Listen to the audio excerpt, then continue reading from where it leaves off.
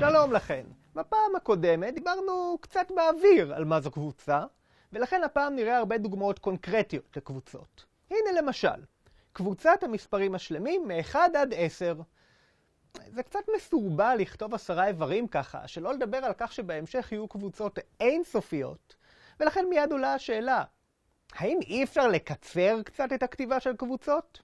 התשובה היא שאפשר, אבל צריך להיות זהירים. בואו נסתכל על הקבוצה של המספרים מ-1 עד 10 שוב. אם קוראים את הקבוצה הזו בצורה יבשה, על פי ההסברים שנתתי קודם, אז האיברים של הקבוצה הזו הם 1, 2, 3, 10 ו3 נקודות. ברור לנו שזה לא הכוונה, נכון? 3 נקודות כאן באות לומר 1, 2, 3 ואוקיי, הבנו את הקטע, נמשיך מכאן באותה צורה עד 10. אתן מבינות את זה, כי יש לכן היגיון בריא. וזה האופן שבו באופן כללי מתמטיקאים מתקשרים אחד עם השני ועם העולם. בעזרת פורמליזם, אבל גם היגיון בריא. עם מי אי אפשר לתקשר ככה? עם מחשבים. אם רוצים לכתוב משהו כזה למחשב, הוא לא יבין מה 3 הנקודות אומרות, אלא אם נעבוד קשה כדי לעזור לו להבין דברים כאלו. אבל אני לא מדבר עם מחשבים, אלא עם בני אדם.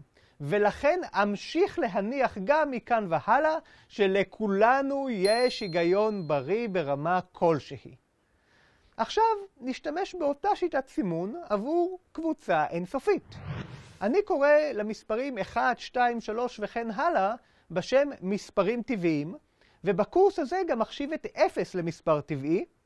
יש כאלו שלא עושים את זה.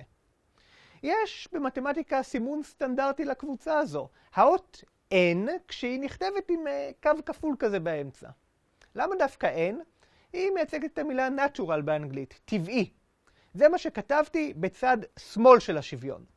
בצד ימין כתבתי את הקבוצה בצורה יותר מפורשת, כשאני משתמש ב3 נקודות כדי לומר, ומכאן והלאה נמשיך באותו אופן. את המספרים השלמים שמסומנים ב-z עם קו כפול, אפשר לתאר בצורה דומה, עם 3 נקודות בסוף ובהתחלה. השלמים כוללים את הטבעיים ואת המינוס של כל הטבעיים. למה אות z דווקא? היא מייצגת את המילה זלן בגרמנית, שמשמעותה מספרים. לפני שנמשיך לקבוצה הבאה של מספרים, אני רוצה להציג שיטת כתיב נוספת של קבוצות. נניח שאני רוצה לכתוב את קבוצת כל המספרים שהם ריבוע של מספר טבעי. אני יכול לכתוב אותה במפורש כמו קודם, 0, 1, 4, 9 וכן הלאה. אבל זה באמת קצת מותח את גבולות השימוש ב3 נקודות, כי כבר פחות ברור אם כל מי שקורא יבין מה הרעיון. לכן, אני משתמש בשיטת כתיב חדשה. בשיטה הזו, אני מחלק את מה שנמצא בתוך הסוגריים המסולסלים לשני חלקים, באמצעות קו אנכי. מה שמשמאל לקו הוא האיברים בקבוצה, ומה שמימין לקו הוא קריטריון כלשהו שמגביל את האיברים הללו. בדוגמה שלנו, הקבוצה היא של כל הריבועים של מספרים טבעיים. החלק מימין לקו אומר, קחו מספר טבעי כלשהו. החלק משמאל לקו אומר, תעלו אותו בריבוע וקיבלתם איבר בקבוצה. עכשיו נעבור לתאר שברים, ואני מזהיר מראש שאני הולך לעבוד עליכן. לשברים אני קורא מספרים רציונליים ומסמן אותם באות Q מהמילה האנגלית quotient, ואני כותב אותה בתור A חלקי B כאשר AB שלמים. אתן בוודאי אומרות, אתה עובד עלינו. היית צריך לכתוב ש-B שונה מ-0. אחרת, אנחנו מקבלים ביטויים לא מוגדרים, כמו 1 חלקי 0. אתן כמובן צודקות, אבל נתקן. העניין הוא שזה עדיין לא מספיק טוב. אם מה שאני רוצה לעשות הוא להגדיר את קבוצת הרציונליים. כי מה יש לי פה? קבוצה שיש בה איברים כמו 1 חלקי 2 וכמו 2 חלקי 4. עכשיו, אנחנו יודעים ששני אלו הם אותו הדבר, הם האיבר חצי. אבל איך הקבוצה יודעת שהם אותו דבר? מבחינתה, שני האיברים הללו הם דברים שונים. מה זה 1 חלקי 2? עוד לא הגדרתי מה זה חילוק בכלל.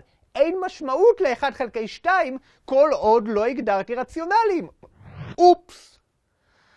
אז כל מה שיש לי זה איבר שאני יכול לקרוא לו 1 קו 2, ומה מספר לקבוצה ש1 קו 2 הוא אותו הדבר כמו 2 קו 4? חסר לי פה משהו. בעיה דומה יש גם עם המספרים השלמים. מה זה בעצם מינוס 3?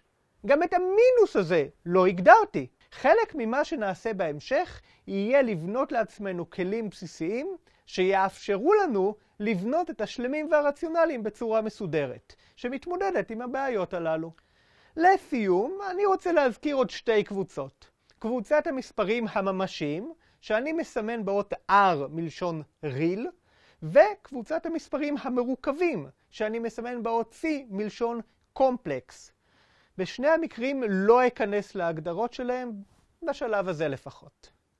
הממשיים הולכים להפוך לחשובים מאוד בהמשך ועוד נדבר עליהם, אבל למרוכבים לא נזדקק בקורס הזה ולא נדבר עליהם, מלבד זה שאני רוצה לומר שהם ממש מגניבים ויפים.